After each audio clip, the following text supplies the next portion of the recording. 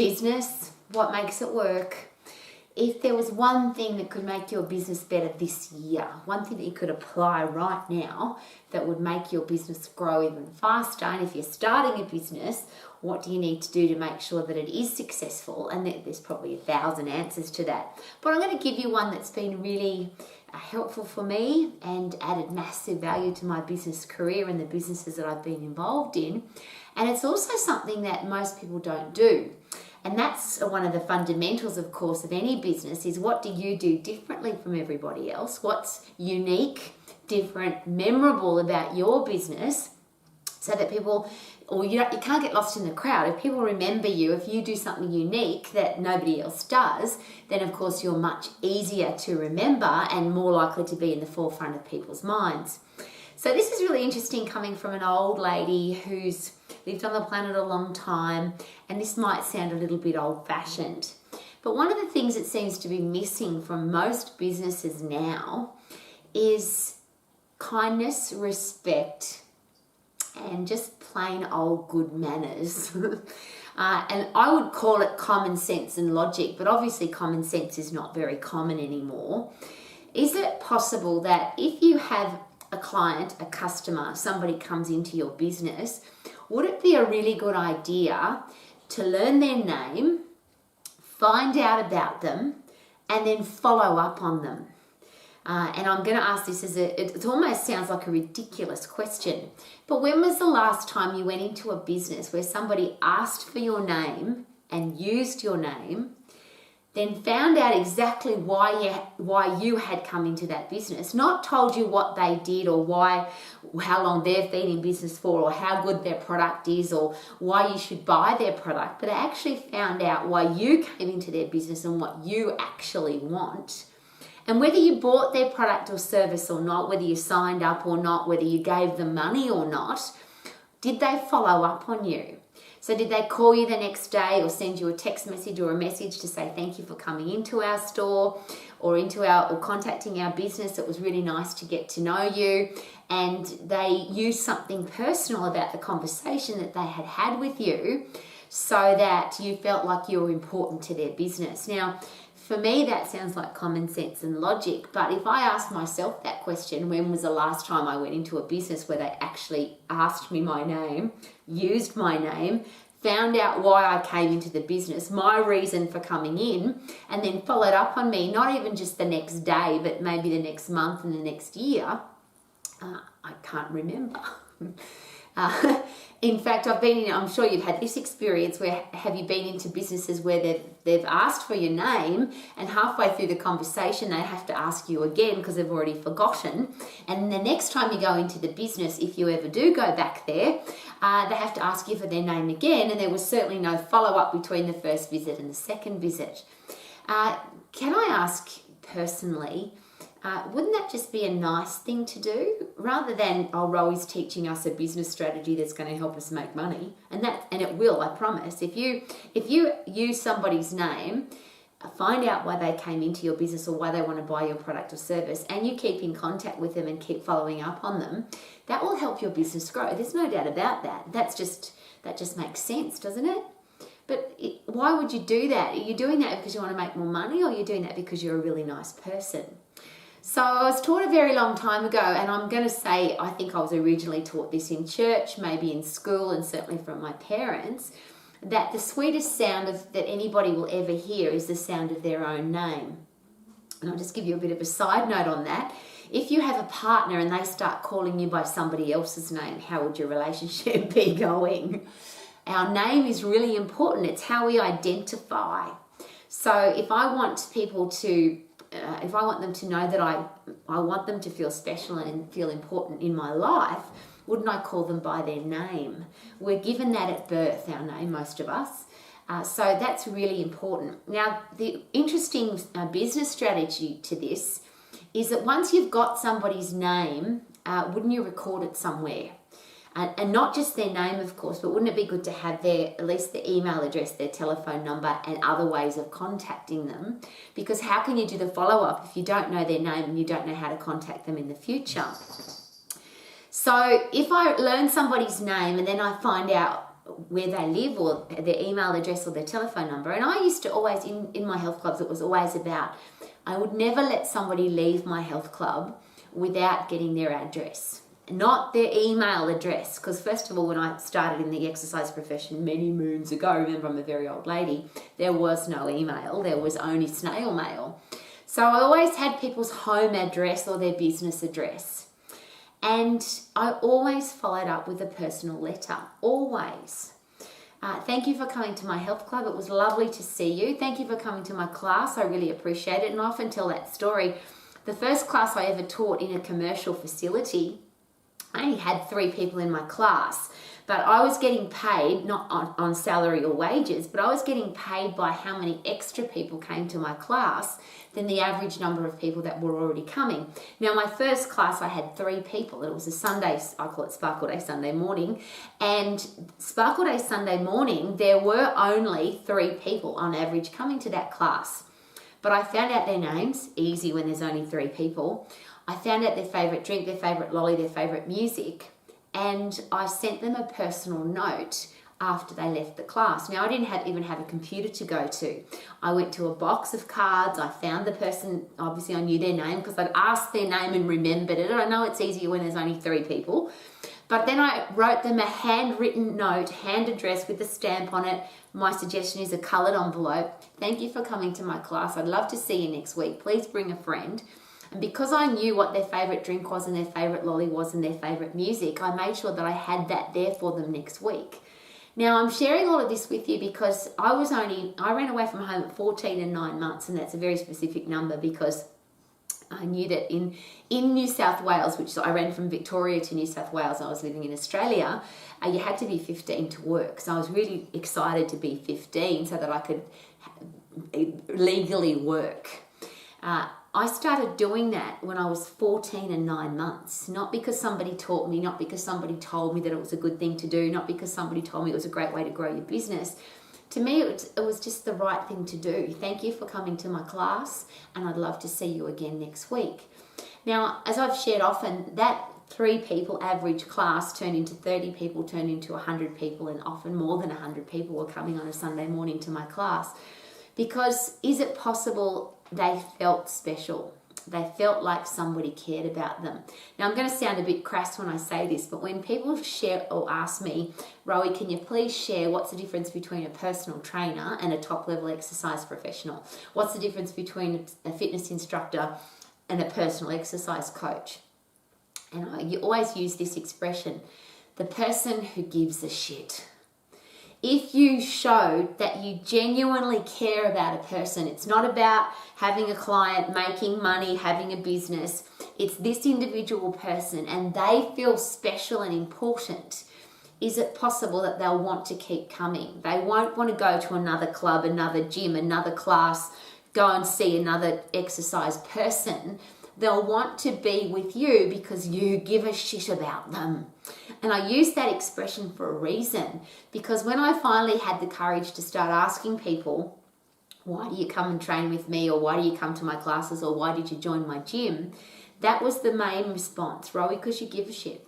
We come here because you give a shit. You actually care about us.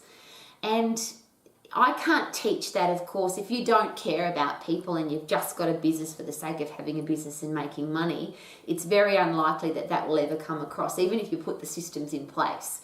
So if you learn people's names, do personal follow-up, keep in contact with them, and the suggestion by the behavioural scientists, by the experts, is if somebody comes into your business and you're not contacting them at least 3 times a year, whether they bought your product or service or not.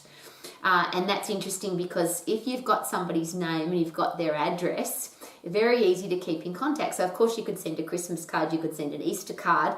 Ideally, if you've got their date of birth, of course you could send a birthday card, and or you could send something special. If you've got the names of their children, the names of their pets, now, and you've got their address, if somebody comes into your business and they haven't bought anything from you, or if they have bought something from you, instead of sending a letter to them, how about a letter to their dog? Now, I've got little Broody running around my house. I would pee my pants with excitement. If I went into a business today, there he is, he's off to get a drink. If I went into a business today and I didn't buy from them, but in a couple of days' time I got a personal letter, not to me, but to Brutus. Dear Brutus, your mum came into our shop yesterday or the day before, and it was really awesome to meet her. She said that you were her favourite puppy dog because you've been living with her for the last 20 years. Here's a couple of doggy treats to say thank you to your mum for having you for 20 years and for coming into our business. Now, I repeated all of that just off the top of my head. But that's called a wow experience. That's unique and that's memorable, and people just don't do that.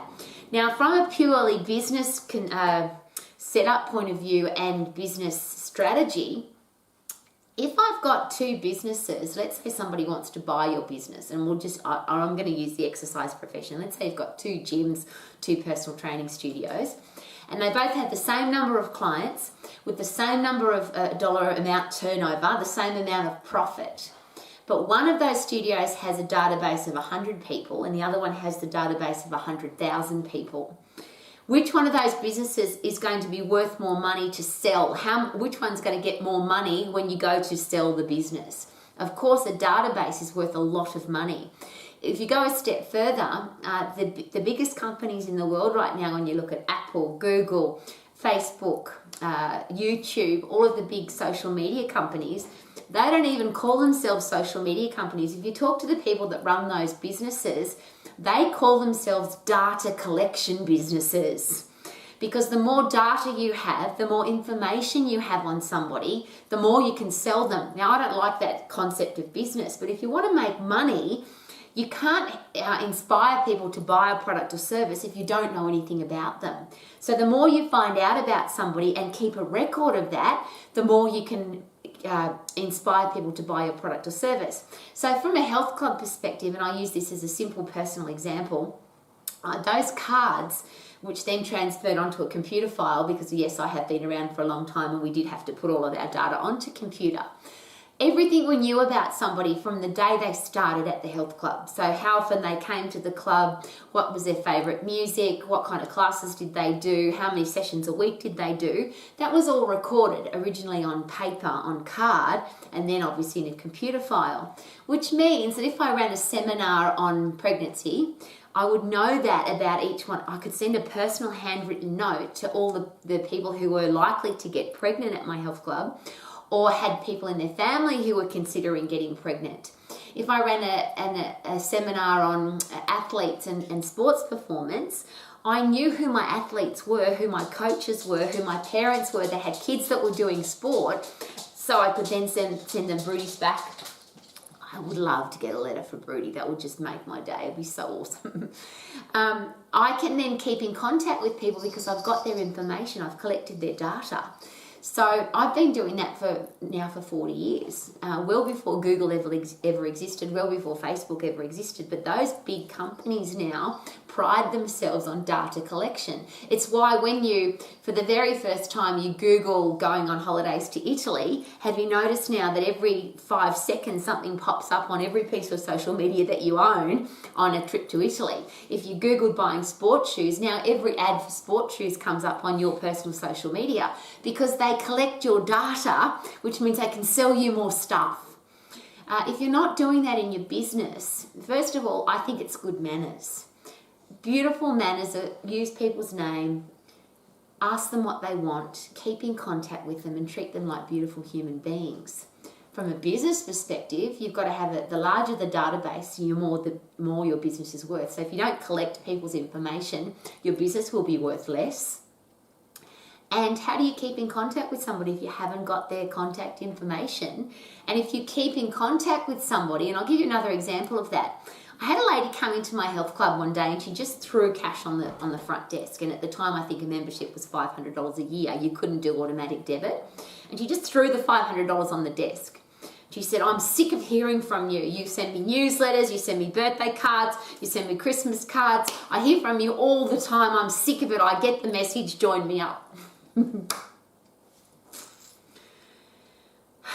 Wouldn't it be nice if people gave a shit? Wouldn't it be nice if people cared about us, cared about us enough to invite us back to the business if we haven't bought from them. Keep inviting us to their business because we are valued customers. What makes you feel like a valued customer or client? I don't anymore. I have no businesses that I can say I feel really valued because they keep in contact with me.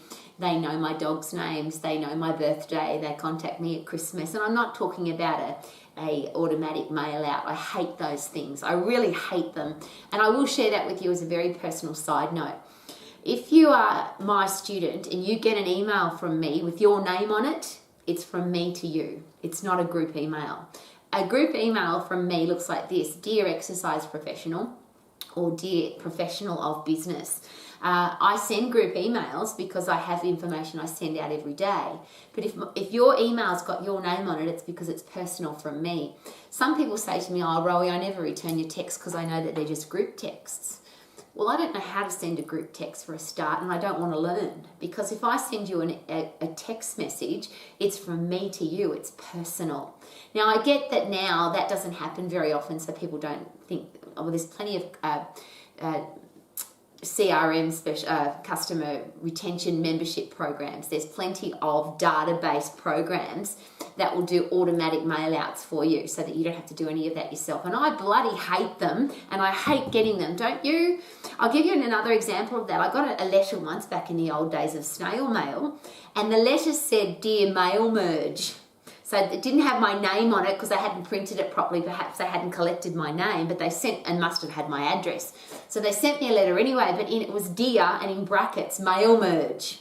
So they were just doing a whole heap of letters on a mail merge on the computer program. Not very personal.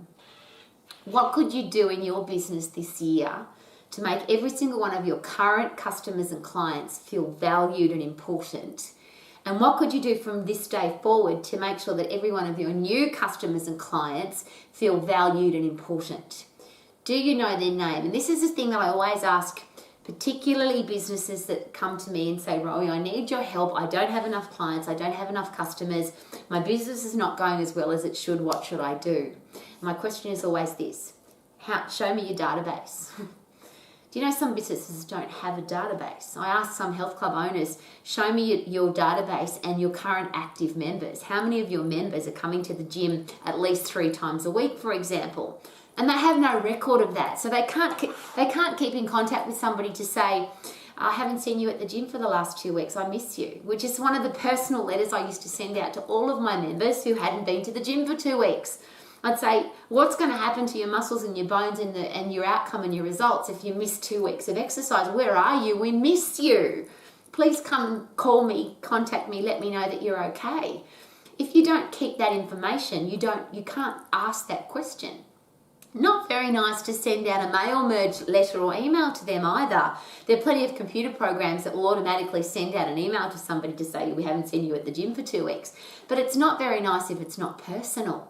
So what are you doing? What could you do to make people feel like they are really important to your business, that you give a shit about them, that you care about them, their family, their children, their pets? So they feel like this is a place where, and as the Starbucks people would put it, it's a third place. According to the book, The Third Place, we all have 3 places that we feel really safe and comfortable and that we really love to be. One of them should be our home. One of them should be the place that we do business, where we work. And the other one should be something that makes us feel like an important, special human being. Now, for some people, that's church, it's a sporting club, it's the pub, it could be their gym. But what about your business? How are you making people feel special? How are you making them feel important? How are you making them feel valued? And if you collect information on people, not by a survey that you hand out a piece of paper, if you have a personal conversation with somebody and they share with you that they like rock climbing or water skiing, or they've got 3 children, or they want to travel to Europe this year, or they've got a personal passion for art, or they love cats. Why not record that information? Keep a file on each person. I give a shit file. Google and Apple and YouTube and all of the social media platforms, they are doing that with everything about you.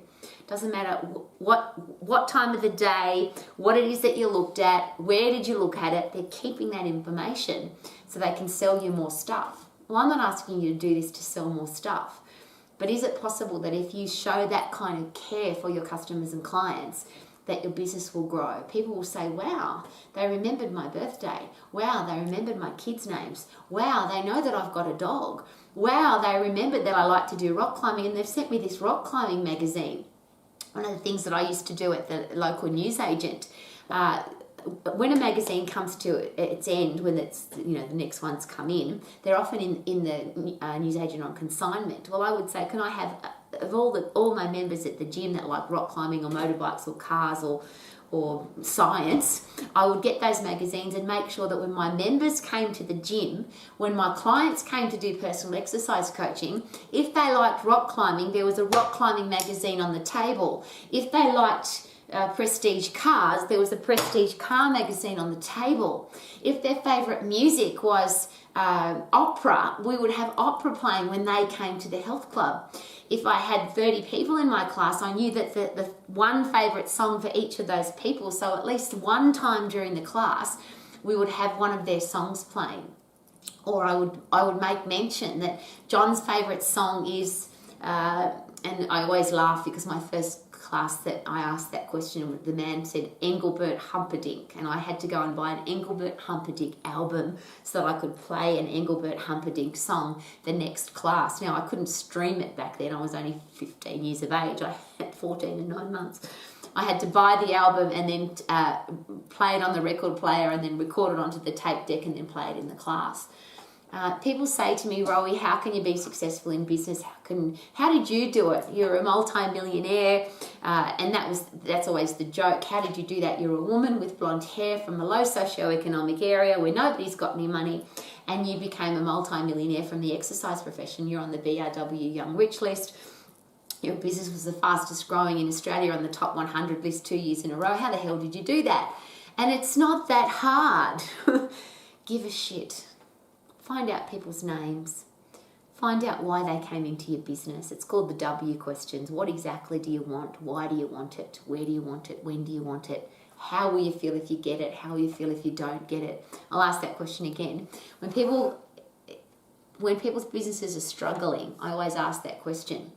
Of all your clients, can you share with me what their number one goal is, why they want to achieve that goal, where they want to achieve it, when they want to achieve it, how they'll feel when they do achieve it, and are you using those words when they exercise with you? How will they feel if they don't achieve it, and are you using those words when they exercise with you? Are they on track or off track to achieving those goals? Do you know what their personal philosophy is? So what are they prepared to do to achieve their goals? And do you know exactly what they want from you to make sure that they achieve their goals? And then do you know their kids' names and their pets' names and their favourite sport and their favourite alcohol and the favourite place they like to go to eat? And you know all about them so they feel like you care about them. And can I share with you how many times people just look at me like I'm from some other planet? What do you mean I should know the names of my members? What do you mean I should know what their goals are? What do you mean I should know whether or not they've got kids or not? I'll give you two really interesting examples to that. One was a young man who complained to me that he didn't have any clients or didn't have enough clients. And I asked him, he pulled out his list of clients, and I said, out of these people, what does this man do? And he didn't even know what that man did for a living. He couldn't tell me. He said, I think he does something in the corporate world, but he didn't have a clue. The really embarrassing one, I was in a health club and I was chatting. I love to go and chat to people on the gym floor. But there was a group of trainers there, personal trainers, and I said, I want to go and talk to that guy over there. What's his goal? And the trainer said to me, I think he wants to run a marathon. And I said, is he your client? And he said, yeah, I think he wants to run a marathon. Now, if you have a client and you're an personal exercise coach, shouldn't you know what the exact goal is? And if it's a marathon, when exactly are they going to run it and where exactly are they going to run it? And are they excited about running it, the whole bit? But this trainer said to me, yeah, that's my client. I think he wants to run a marathon. So I went to that man. I said, I'm really excited. Your trainer told me that you're keen to run a marathon. When's your first marathon going to be? And he said to me, it was last week. His trainer didn't even know that his number one goal was yes. It was his driving force. And I had this lovely conversation with him about all the reasons why marathon was so important to him. He had a really good friend who died of cancer, who wanted to run marathon and didn't get a chance to do it. So he was running the marathon for his mate, and his trainer didn't even know. And in that same breath, in that same experience, that trainer said to me that they didn't have enough clients and that they didn't think it was possible to be successful as an exercise professional. How ridiculous.